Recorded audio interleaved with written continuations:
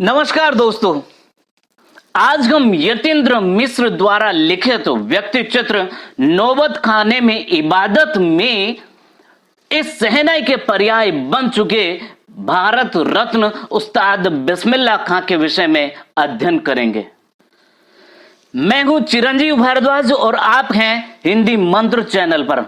शुरुआत करने से पहले मैं आपको बता दूं कि यदि आपने अपने इस चैनल को अभी तक सब्सक्राइब नहीं किया है तो अभी कीजिए, जिससे आने वाली वीडियोस के लिए मैसेज सबसे पहले आपको मिल सके। और हां, इस वीडियो के अंत तक बने रहिएगा, क्योंकि अंत में हम एग्जाम के लिए इंपॉर्टेंट क्वेश्चंस के बारे में चर्चा करेंगे। दोस्तों, नौबत खाने में इबादत पार्ट 1 का वीडियो यदि आपने नहीं देखा तो जरूर देखें। इसका लिंक नीचे डिस्क्रिप्शन में दिया गया है। पार्ट 1 में हमने पढ़ा कि बिस्मिल्लाह खां का बचपन का नाम अमीरुद्दीन था। उनका बचपन उनके ननिहाल काशी में बीता। वहीं उनके मामा और नाना से उनको संगीत की शिक्षा प्राप्त हुई।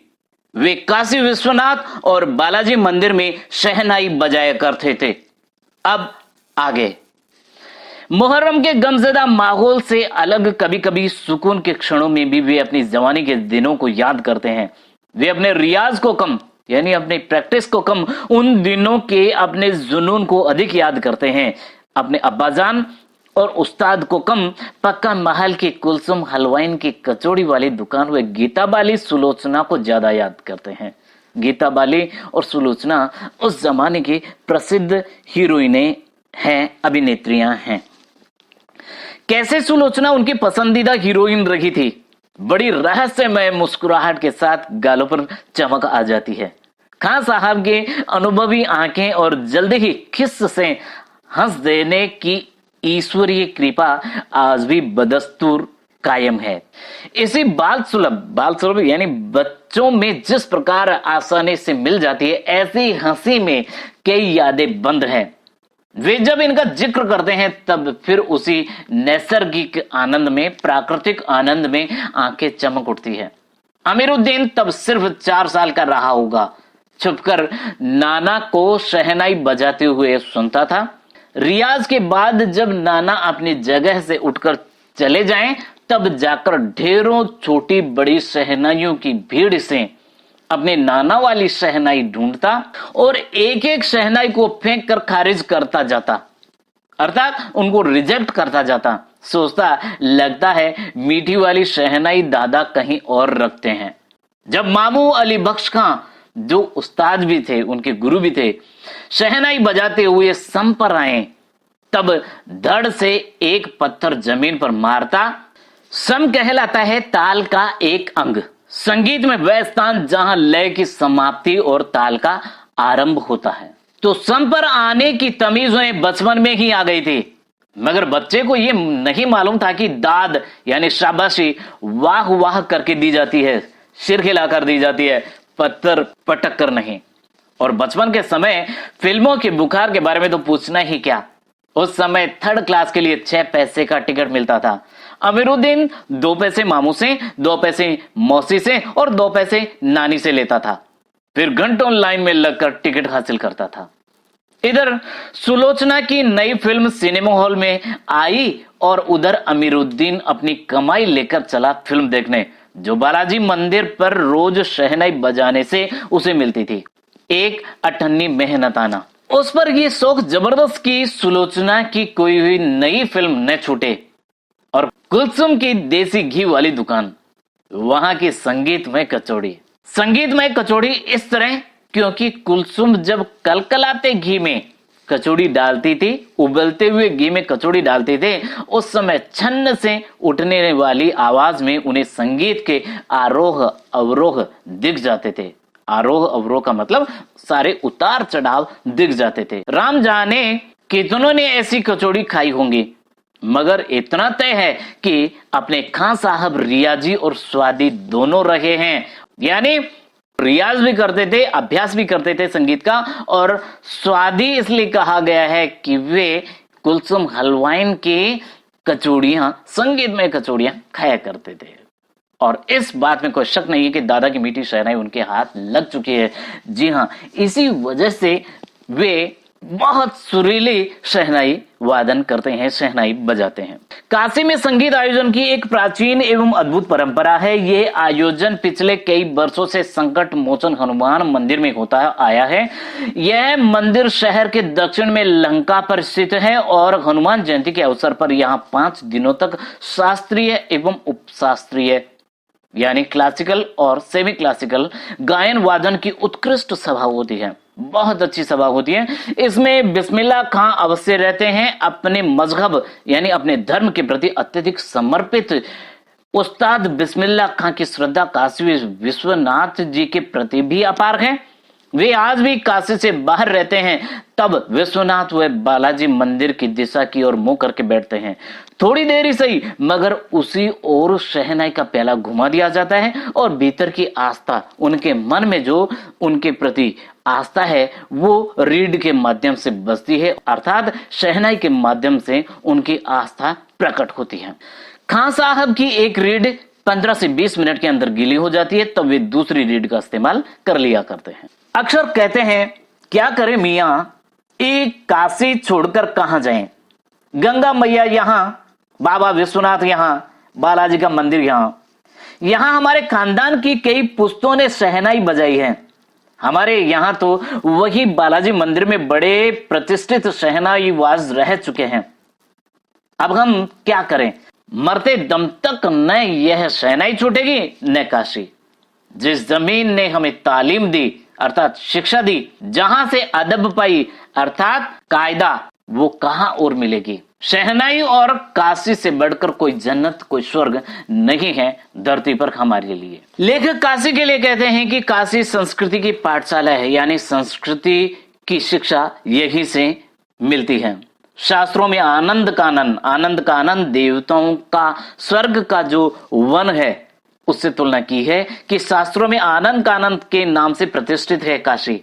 काशी में कलाधर हनुमान व नृत्य विश्वनाथ है। काशी में बिस्मिल्लाह खां है। काशी में हजारों सालों का इतिहास है, जिसमें पंडित कंठे महाराज हैं, विद्याधरी हैं, बड़े रामदास जी हैं, मौजूदीन खां हैं। वे इन रसिकों से उपकृत होने वाला अपार जन समूह है, यानी संगीत के इतने बड़े बड़े कलाकार हैं और इन सब लोगों से उपकृत होने वाला यानी लाभ प्राप्त करने वाला अपार जन समूह है। यह एक अलग काशी है जिसकी अलग तहजीब है, अपनी बोली और अपने विशिष्ट लोग हैं। इनके अपने उत्सव हैं, अपना गम, अपना सेहरा बनना और अपना नोहा, यानी ये संगीत की विधाएं हैं। आप यहाँ संगीत को भक्ति से, भक्ति को किसी भी धर्म के कलाकार से, कजरी को चैती से, कजरी और चैती ये लोक गीतों की श्रेणी में आते हैं। विश्वनाथ को विशालाक्षी से, बिस्मिल्लाह खां को गंगा द्वार से अलग करके नहीं देख सकते। अक्सर समारोहों एवं उत्सवों में दुनिया कहती है ये बिस्मिल्लाह खां है। बिस्मिल्लाह खां का मतलब बिस्मिल्लाह खां की शहनाई। शहनाई का तात्पर्य बिस्मिल्लाह खां का हाथ से आशय इतना भर गया कि बिस्मिल्लाह खां की फूंक और शहनाई की जादुई आवाज का असर हमारे सिर चढ़कर बोलने लगता है। शहनाई में सरगम भरा है, सातों सुर। खां साहब को ताल मालूम है, राग मालूम है, ऐसा नहीं कि बेताले जाएंगे, अर्थात ताल को बिगाड़ेंगे नहीं। शहनाई में 7 सुर लेकर निकल पड़े हैं। शहनाई में परवरदिगार अर्थात ईश्वर, गंगा मैया उस्ताद की नसीहत लेकर उतर पड़े। दुनिया कहती है सुभान अल्लाह, जिस पर बिस्मिल्लाह खां कहते हैं अल्हम्दुलिल्लाह, अर्थात तमाम तारीफ ईश्वर के लिए। छोटी छोटी उपज से मिलकर एक बड़ा आकार बनता है। शहनाई का करतब शुरू होने लगता है। बिस्मिल्लाह खां का संसार सुरीला होना शुरू हुआ। फूंक में अजान की तासीर, अजान अर्थात नमाज पढ़ते वक्त खुदा की प्रार्थना के लिए जो पुकार होती है अजान कहलाती है। तो फूंक में अजान की तासीर उठती चली आई। देखते देखते शहनाई 1.5 शतक के साज से 2 शतक का साज बन साजों की कतार में सरताज हो गई। अमीरुद्दीन की शहनाई गूंज उठे। उस फकीर की दुआ लगी जिसने अमीरुद्दीन से कहा था बजा बजा। किसी दिन एक शिष्या ने डरते डरते खां साहब को टोका, बाबा आप ये क्या करते हो, कितनी प्रतिष्ठा है आपकी, अब तो आपको भारत रत्न भी मिल चुका है, ये फटी तहमद न पहना करें, अच्छा नहीं लगता है। जब भी कोई आता है आप इसी फटी तहमद में सबसे मिलते हैं। खान साहब मुस्कुराए, लाड से भरकर बोले, धत पगली, ये भारत रत्न हमको शहनाई पे मिला है, लुंगिया पे नहीं। तुम लोगों की तरह बनाव सिंगार करते रहते तो उम्र बीत जाती, हो चुकती शहनाई, तब क्या खाक रियाज हो पाता। ठीक है बिटिया, आगे से नहीं पहनेंगे, मगर इतना बता देते हैं कि मालिक से यही दुआ है, फटा सुर न बख्शे। लुंगिया का क्या है, आज फटी है तो कल सी जाएगी। तो ऐसे थे बिस्मिल्लाह खां कि वे बनाव श्रृंगार पर, अपने आप को दिखावे पर ध्यान नहीं देते थे, वे रियाज करते थे। सन 2000 की बात है, पक्का महल काशी विश्वनाथ से लगा हुआ अधिकतम इलाका, वहां से मलाई बर्फ बेचने वाले जा चुके हैं। खां साहब को इसकी कमी खलती है। अब देसी घी में वह बात कहां और कहां वह कचौड़ी जलेबी। खां साहब को बड़ी शिद्दत से कमी खलती है। अब संगीतियों के लिए गायकों के मन में कोई आदर नहीं रहा, यानी जो संगतकार होते हैं, जो इंस्ट्रूमेंट्स बजाते हैं, उनके लिए जो गायक हैं संगीतियों का आदर नहीं करते हैं। खान साहब अफसोस जताते हैं, अब घंटों रियाज को कौन पूछता है। हैरान है बिस्मिल्लाह खां, कहां है वह कजली चैती और अदब का जमाना, अर्थात कायदे का, साहित्य का जमाना। सचमुच हैरान करती है काशी पक्का महल से जैसे मलाई बर्फ गया। संगीत, साहित्य और अदब की बहुत सारी परंपराएं लुप्त हो गई, गायब हो गई। एक सच्चे सुर साधक और सामाजिक की भांति बिस्मिल्लाह खां साहब को इन सब की कमी खलती है। काशी में जिस तरह बाबा विश्वनाथ और बिस्मिल्लाह खां एक दूसरे के पूरक हैं, उसी तरह मुहर्रम, ताजिया और होली, अबीर, गुलाल की गंगा जमुनी संस्कृति भी एक दूसरे के पूरक रखे हैं। अभी जल्दी ही बहुत कुछ इतिहास बन चुका है, अभी आगे बहुत कुछ इतिहास बन जाएगा। फिर भी कुछ बचा है जो सिर्फ काशी में है। काशी आज भी संगीत के स्वर पर जगती है और उसी के थापों पर सोती है। काशी में मरण भी मंगल माना गया है। काशी आनंद का आनंद है। सबसे बड़ी बात है कि काशी के पास उस्ताद बिस्मिल्लाह खां जैसा लय और सुर की तमीज सिखाने वाला नायाब हीरा है, जो हमेशा से दो कौमों को एक होने व आपस में भाईचारे के साथ रहने की प्रेरणा देता है। जी हाँ, बिस्मिल्लाह खां जिस प्रकार अपने धर्म को महत्व देते हैं, उसी प्रकार दूसरे धर्म को भी महत्व देते हैं। इसका उदाहरण उन्होंने हनुमान मंदिर व बाबा विश्वनाथ मंदिर में शहनाई बजा कर दिया। अर्थात जिस प्रकार गंगा और जमुना आपस में मिलती है, उसी प्रकार वे दो कौमों को एक होने का संदेश देते हैं। भारत रत्न से लेकर इस देश के ढेरों विश्वविद्यालयों की मानद उपाधियों से अलंकृत व संगीत नाटक अकादमी पुरस्कार एवं पद्म भूषण जैसे सम्मानों से नहीं, बल्कि अपनी अजेय संगीत यात्रा के लिए बिस्मिल्लाह खां साहब भविष्य में हमेशा संगीत के नायक, संगीत के हीरो बने रहेंगे। 90 वर्ष की भरी बुरी आयु में 21 अगस्त 2006 को संगीत रसिकों की हार्दिक सभा से विदा हुए खां साहब की सबसे बड़ी देन हमें यही है कि पूरे 80 वर्ष उन्होंने संगीत को संपूर्णता व एकाधिकार से सीखने की जिजीविषा अर्थात जीने की इच्छा को अपने भीतर जिंदा रखा।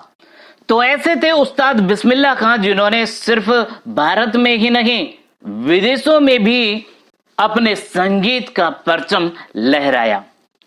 और अंत में हम बोर्ड के एग्जाम में आने वाले कुछ इंपॉर्टेंट क्वेश्चंस के बारे में बात करते हैं। पहला प्रश्न है, काशी में हो रहे कौन से परिवर्तन बिस्मिल्लाह खां को व्यथित करते थे? यह प्रश्न सीबीएसई की 2012 की एग्जाम में आया था। अगला प्रश्न है, बिस्मिल्लाह खां के जीवन से जुड़ी उन घटनाओं और व्यक्तियों का उल्लेख करें जिन्होंने उनकी संगीत साधना को समृद्ध किया।